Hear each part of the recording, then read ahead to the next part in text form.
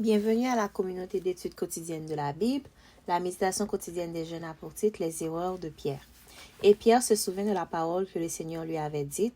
Avant que le coq chante, aujourd'hui tu me régneras 3 fois. Il sortit et dehors il pleura amèrement. Luc 22, versets 61 et 62.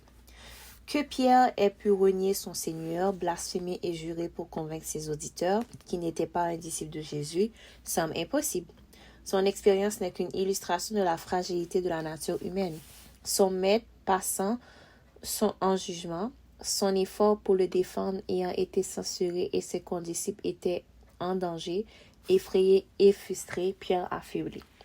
Il y a des remords en prenant conscience de son erreur. Son échec lui a paru aussi incroyable qu'à nous. Il ne connaissait pas sa propre fragilité. Après avoir commis sa faute, il s'est profondément repenti. L'expérience de Pierre a été une source de réconfort pour tous les chrétiens qui, comme lui, ont failli sous la pression de la vie. Qui n'a pas prononcé des paroles qu'il aurait aimé retirer?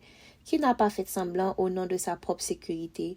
Qui n'a pas fui ses responsabilités de disciple? Nous l'avons tous fait.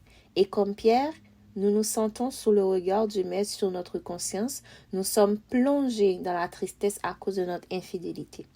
Un grand prédicateur anglais a dit « La vie, comme à la guerre, est une série d'erreurs et ce n'est pas le meilleur chrétien ou le meilleur général qui commet le moins de fautes. Le meilleur est celui qui remporte les plus belles victoires en réparant ses erreurs. » C'est exactement ce que a fait Pierre.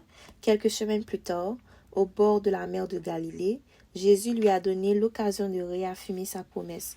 Puis, nous voyons Pierre prêcher à la Pentecôte en tant que chef intrépide de l'Église. Et dans sa vieillesse, nous entendons dire « Le Dieu de toute grâce qui en Christ vous a appelé à sa gloire éternelle, après que vous aurez souffert un peu de temps, vous formera lui-même, vous affermira, vous fortifiera, vous rendra inébranlable. » 1 Pierre 5, verset 10.